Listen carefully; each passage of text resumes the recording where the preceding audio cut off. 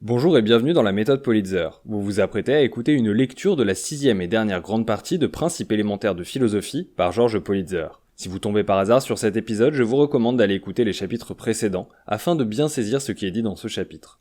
Vous trouverez en description les questions de contrôle posées par Politzer à ses élèves. Je vous invite à y répondre après l'écoute de l'épisode. Je vous remercie pour votre patience, nous pouvons commencer la lecture. 6e partie, le matérialisme dialectique et les idéologies.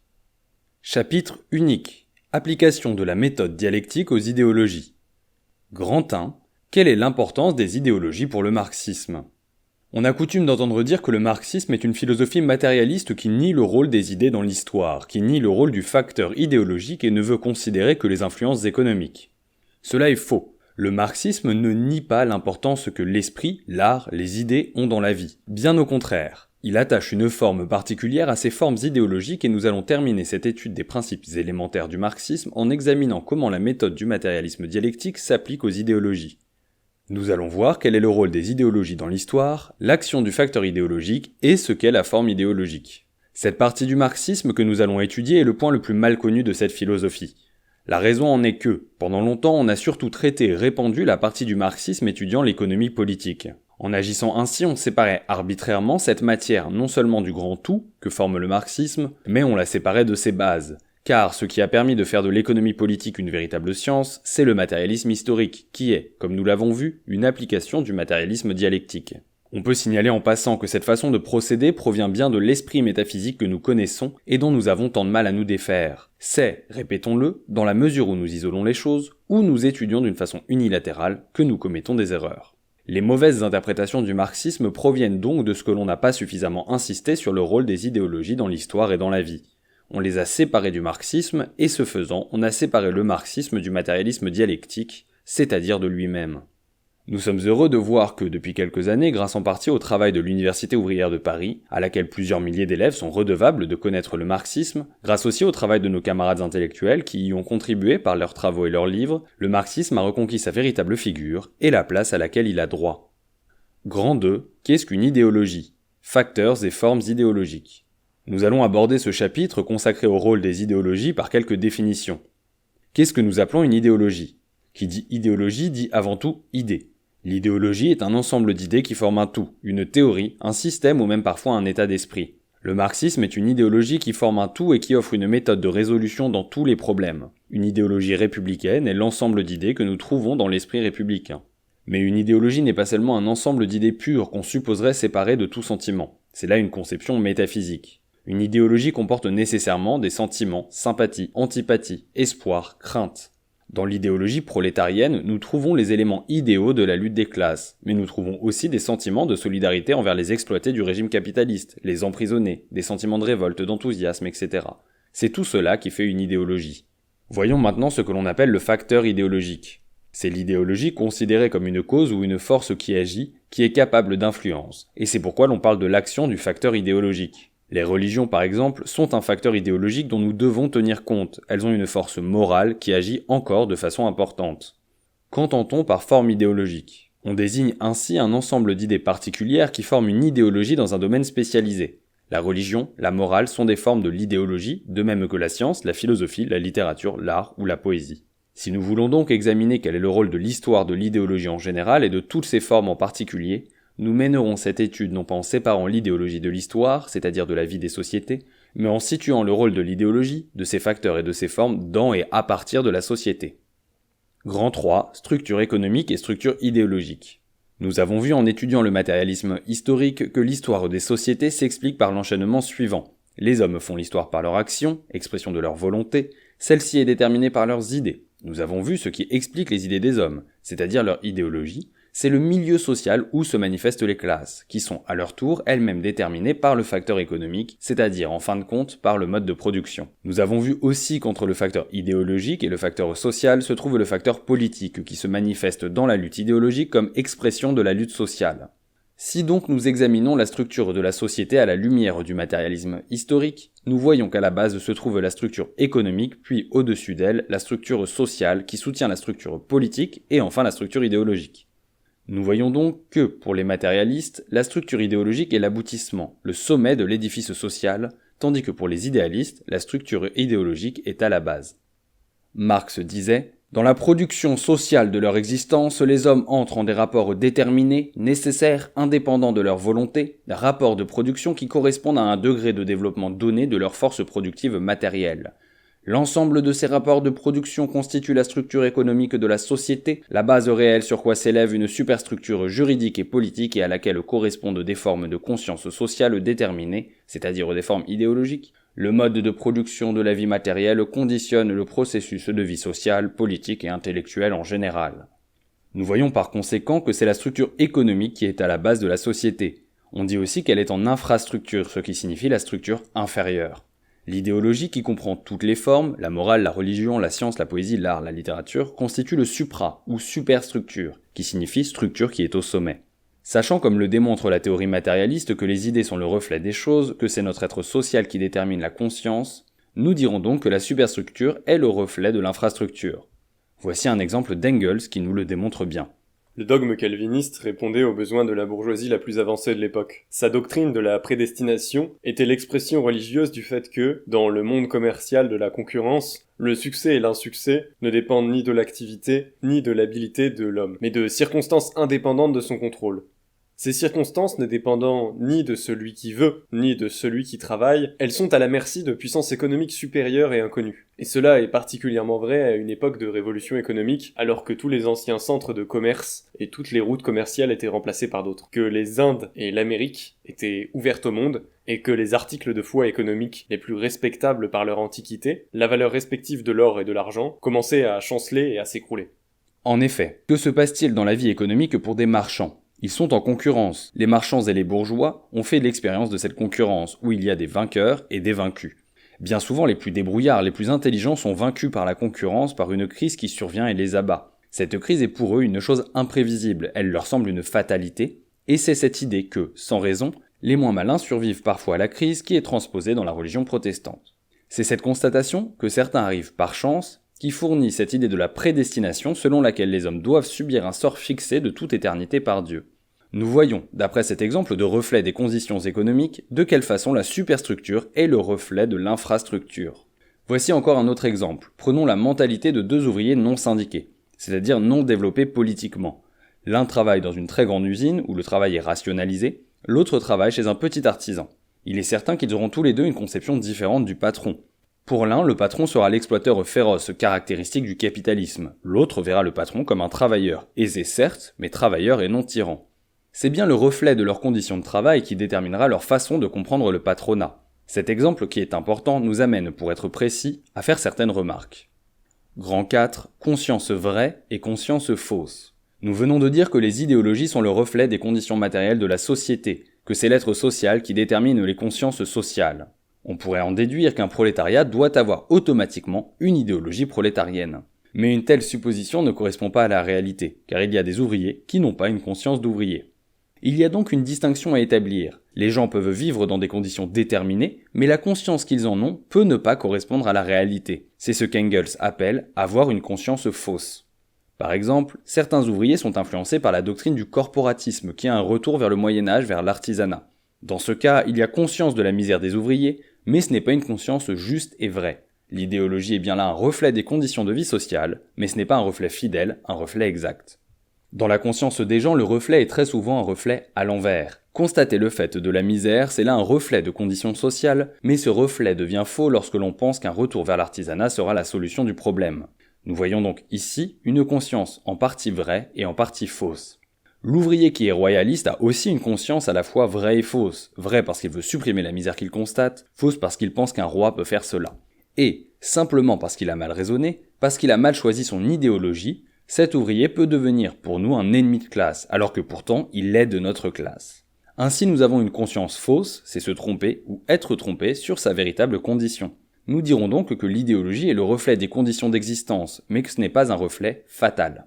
Il nous faut d'ailleurs constater que tout est mis en œuvre pour nous donner une conscience fausse et développer l'influence de l'idéologie des classes dirigeantes sur les classes exploitées. Les premiers éléments d'une conception de la vie que nous recevons, notre éducation, notre instruction, nous donnent une conscience fausse. Nos attaches dans la vie, un fond de paysannerie chez certains, la propagande, la presse, la radio, faussent aussi, parfois, notre conscience. Par conséquent, le travail idéologique a donc pour nous marxistes une extrême importance. Il faut détruire la conscience fausse pour acquérir une conscience vraie, et, sans le travail idéologique, cette transformation ne peut se réaliser. Ceux qui considèrent et disent que le marxisme est une doctrine fataliste ont donc tort, puisque nous pensons, en vérité, que les idéologies jouent un grand rôle dans la société, et qu'il faut enseigner et apprendre cette philosophie qu'est le marxisme pour lui faire jouer le rôle d'un outil et d'une arme efficace.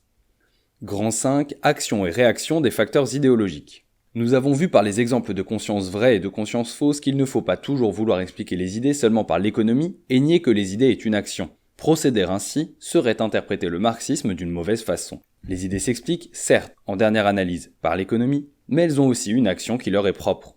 D'après la conception matérialiste de l'histoire, le facteur déterminant dans l'histoire est, en dernière instance, la production et la reproduction de la vie réelle. Ni Marx ni moi n'avons jamais affirmé davantage. Si ensuite, quelqu'un torture cela jusqu'à dire que le facteur économique est le seul déterminant, il transforme cette proposition en une phrase vide, abstraite, absurde.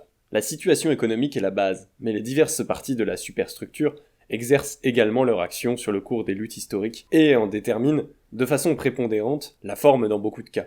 Il y a action et réaction de tous ces facteurs au sein desquels le mouvement économique finit par se frayer son chemin comme quelque chose de forcé à travers la foule infinie de hasards.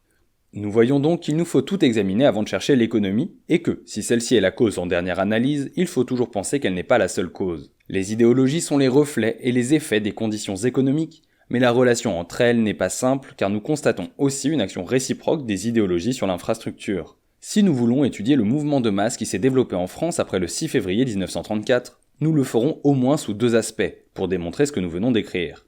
D'abord, certains expliquent ce courant en disant que la cause en était la crise économique. C'est là une explication matérialiste mais unilatérale. Cette explication ne tient compte que d'un seul facteur, l'économie, et ici, la crise. Ensuite, ce raisonnement est donc en partie juste, mais à condition qu'on y ajoute comme facteur d'explication ce que pensent les gens, l'idéologie. Or, dans ce courant de masse, les gens sont antifascistes, voilà le facteur idéologique. Et, si les gens sont antifascistes, c'est grâce à la propagande qui a donné naissance au Front populaire. Mais pour que cette propagande fût efficace, il fallait un terrain favorable, et ce que l'on a pu faire en 1936 n'était pas possible en 1932. Enfin, nous savons comment par la suite ce mouvement de masse et son idéologie ont influencé à son tour l'économie par la lutte sociale qu'ils ont déclenchée. Nous voyons donc dans cet exemple que l'idéologie qui est le reflet des conditions sociales devient à son tour une cause des événements. Le développement politique, juridique, philosophique, religieux, littéraire, artistique repose sur le développement économique. Mais ils réagissent tous également les uns sur les autres, ainsi que sur la base économique. Il n'en est pas ainsi parce que la situation économique est la cause, qu'elle est seule active et que tout le reste n'est qu'action passive. Il y a, au contraire, action et réaction sur la base de la nécessité économique qui l'emporte toujours en dernière instance. C'est ainsi par exemple que la base du droit successoral, en supposant l'égalité du stade de développement de la famille, est une base économique. Néanmoins, il sera difficile de démontrer qu'en Angleterre, par exemple, la liberté absolue de tester, et en France, sa grande limitation n'ont, dans toutes leurs particularités, que des causes économiques. Mais, pour une part très importante, toutes deux réagissent sur l'économie par le fait qu'elles influencent la répartition de la fortune. Pour prendre un exemple plus actuel, nous reprendrons celui des impôts. Nous avons tous une idée sur les impôts. Les riches veulent être dégrévés et sont partisans des impôts indirects. Les travailleurs et les classes moyennes veulent au contraire une fiscalité basée sur l'impôt direct et progressif. Ainsi donc, l'idée que nous avons des impôts, et qui est un facteur idéologique, a son origine dans la situation économique qui est la nôtre et qui est créée, imposée par le capitalisme. Les riches veulent conserver leurs privilèges et luttent pour conserver le mode actuel d'imposition et pour renforcer les lois dans ce sens. Or, ces lois qui viennent des idées réagissent sur l'économie, car elles tuent le petit commerce et les artisans et précipitent la concentration capitaliste. Nous voyons donc par conséquent que les conditions économiques engendrent les idées, mais que les idées engendrent aussi des modifications dans les conditions économiques, et c'est en tenant compte de cette réciprocité des rapports que nous devons examiner les idéologies, toutes les idéologies. Et ce n'est qu'en dernière analyse, à la racine, que nous voyons la nécessité économique toujours l'emporter. Nous savons que ce sont les écrivains et les penseurs qui ont pour mission de propager, sinon de défendre les idéologies. Leurs pensées et leurs écrits ne sont pas toujours très caractérisés, mais, en fait, même dans des écrits qui ont l'air d'être de simples contes ou nouvelles, nous retrouvons toujours à l'analyse une idéologie. Faire cette analyse est une opération très délicate et nous devons la faire avec beaucoup de prudence. Nous allons indiquer une méthode d'analyse dialectique qui sera d'une grande aide. Mais il faut faire bien attention à ne pas être mécaniste et à ne pas vouloir expliquer ce qui n'est pas explicable. Grand 6. Méthode d'analyse dialectique. Pour bien appliquer la méthode dialectique, il faut connaître beaucoup de choses, et si l'on ignore son sujet, il faut l'étudier minutieusement, sans quoi l'on arrive simplement à faire des caricatures de jugement. Pour procéder à l'analyse de dialectique d'un livre ou d'un conte littéraire, nous allons indiquer une méthode que l'on pourra appliquer à d'autres sujets. Il faut d'abord faire attention au contenu du livre ou du conte à analyser. L'examiner indépendamment de toute question sociale, car tout ne vient pas de la lutte des classes et des conditions économiques. Il y a des influences littéraires et nous devons en tenir compte. Essayer de voir à quelle école littéraire appartient l'œuvre, tenir compte du développement interne des idéologies. Pratiquement, il serait bon de faire un résumé du sujet à analyser et noter ce qui a frappé. Petit a. Observez ensuite les types sociaux, qui sont les héros de l'intrigue. Cherchez la classe à laquelle ils appartiennent, examinez l'action des personnages et voir si l'on peut rattacher d'une façon quelconque ce qui se passe dans le roman à un point de vue social. Si ce n'est pas possible, si l'on ne peut pas raisonnablement faire cela, il vaut mieux abandonner l'analyse plutôt que d'inventer. Il ne faut jamais inventer une explication. Petit b. Lorsque l'on a trouvé quelle est ou quelles sont les classes en jeu, il faut rechercher la base économique, c'est-à-dire quels sont les moyens de production et la façon de produire au moment où se passe l'action du roman.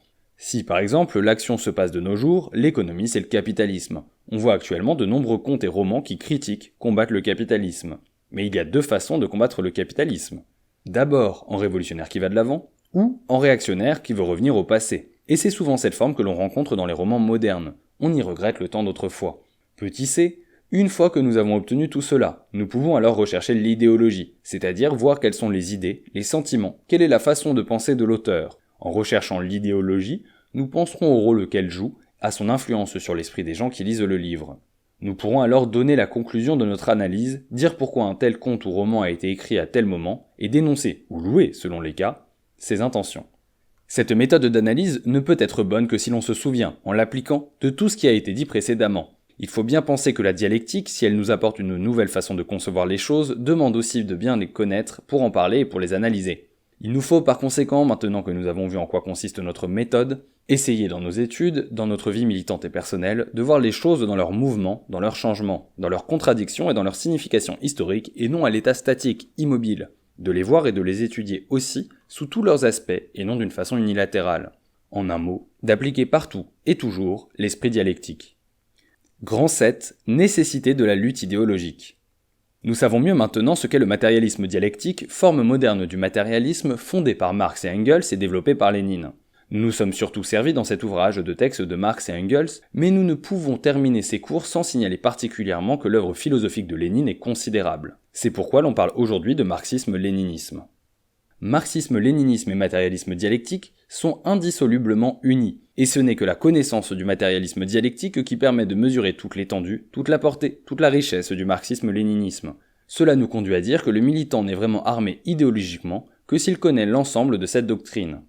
La bourgeoisie, qui a bien compris cela, s'efforce d'introduire en usant de tous les moyens sa propre idéologie dans la conscience des travailleurs, sachant parfaitement que, de tous les aspects du marxisme-léninisme, c'est le matérialisme dialectique qui est actuellement le plus mal connu. La bourgeoisie a organisé contre lui la conspiration du silence. Il est pénible de constater que l'enseignement officiel ignore une telle méthode et que l'on continue à enseigner dans les écoles et l'université de la même manière qu'il y a 100 ans. Si autrefois la méthode métaphysique a dominé la méthode dialectique, c'était, nous l'avons vu, à cause de l'ignorance des hommes. Aujourd'hui, la science nous a donné des moyens de démontrer que la méthode dialectique est celle qui convient d'appliquer aux recherches scientifiques et il est scandaleux que l'on continue à apprendre à nos enfants à penser, à étudier avec la méthode issue de l'ignorance. Si les savants, dans leurs recherches scientifiques, ne peuvent plus étudier dans leur spécialité sans tenir compte de l'interpénétration des sciences, appliquant par là et inconsciemment une partie de la dialectique, ils y apportent trop souvent la formation d'esprit qui leur a été donnée et qui est celle d'un esprit métaphysique. Que de progrès les grands savants qui ont déjà donné de grandes choses à l'humanité n'auraient-ils pas réalisé ou permis de réaliser s'ils avaient eu une forme d'esprit dialectique ? Mais il est une forme de lutte contre le marxisme-léninisme encore plus dangereuse que cette campagne de silence. Ce sont les falsifications que la bourgeoisie essaye d'organiser à l'intérieur même du mouvement ouvrier. Nous voyons en ce moment fleurir de nombreux théoriciens qui se présentent comme marxistes et qui prétendent renouveler, rajeunir le marxisme. Les campagnes de ce genre choisissent très souvent comme point d'appui les aspects du marxisme qui sont les moins connus, et, très particulièrement, la philosophie matérialiste. Ainsi par exemple, il y a des gens qui déclarent accepter le marxisme en tant que conception de l'action révolutionnaire, mais non pas en tant que conception générale du monde. Ils déclarent qu'on peut être parfaitement marxiste sans accepter la philosophie matérialiste. Conformément à cette attitude générale, se développent diverses tentatives de contrebande. Des gens qui se disent toujours marxistes veulent introduire dans le marxisme des conceptions qui sont incompatibles avec la base même du marxisme, c'est-à-dire avec la philosophie matérialiste. On a connu des tentatives de ce genre dans le passé. C'est contre elles que Lénine a écrit son livre Matérialisme et empiriocriticisme. On assiste à l'heure actuelle, dans la période de large diffusion du marxisme, à la renaissance et à la multiplication de ces tentatives. Comment reconnaître, comment démasquer celle qui précisément s'attaque au marxisme dans son aspect philosophique si l'on ignore la philosophie véritable du marxisme ? Grand 8. Conclusion. Heureusement, on observe depuis quelques années dans la classe ouvrière en particulier une formidable poussée vers l'étude de l'ensemble du marxisme et un intérêt croissant précisément pour l'étude de la philosophie matérialiste. C'est là un signe qui indique dans la situation actuelle que la classe ouvrière a parfaitement senti la justesse des raisons que nous avons données au début en faveur de l'étude de la philosophie matérialiste. Les travailleurs ont appris, par leur propre expérience, la nécessité de lier à la pratique la théorie et en même temps, la nécessité de pousser l'étude théorique aussi loin que possible. Le rôle de chaque militant doit consister à renforcer ce courant et à lui donner une direction et un contenu juste. Nous sommes heureux de voir, grâce à l'Université ouvrière de Paris, plusieurs milliers d'hommes ont appris ce qu'est le matérialisme dialectique. Et, si cela illustre d'une façon saisissante notre lutte contre la bourgeoisie en montrant de quel côté est la science, cela nous indique aussi notre devoir. Il faut étudier, il faut connaître et faire connaître le marxisme dans tous les milieux. Parallèlement à la lutte dans la rue et sur le lieu de travail, les militants doivent mener la lutte idéologique. Leur devoir est de défendre notre idéologie contre toutes les formes d'attaque, et en même temps de mener la contre-offensive pour la destruction de l'idéologie bourgeoise dans la conscience des travailleurs. Mais pour dominer tous les aspects de cette lutte, il faut être armé. Le militant ne le sera vraiment que par la connaissance du matérialisme dialectique. En attendant que nous ayons édifié la société sans classe où rien n'entravera le développement des sciences, telle est une partie essentielle de notre devoir. Merci d'avoir écouté sans doute attentivement cette 6e et dernière partie de Principes élémentaires de philosophie par Georges Politzer. Vous trouverez en description les questions de contrôle posées par Politzer à ses élèves. Vous pouvez choisir d'y répondre en commentaire et d'en discuter avec quelqu'un qui choisirait de le faire également. Comme je le répète à longueur de temps sur ma chaîne personnelle, mais surtout comme Politzer le souligne dès le premier chapitre de ce livre, la théorie n'est rien sans action. Pour cela, je vous recommande l'adhésion au Parti communiste français et au mouvement des jeunes communistes français ainsi qu'à la CGT. Notre apprentissage philosophique se doit d'être relié à un apprentissage pratique, et la lutte dans la rue a tout autant d'intérêt, si ce n'est plus que l'élévation intellectuelle. Encore merci, à bientôt.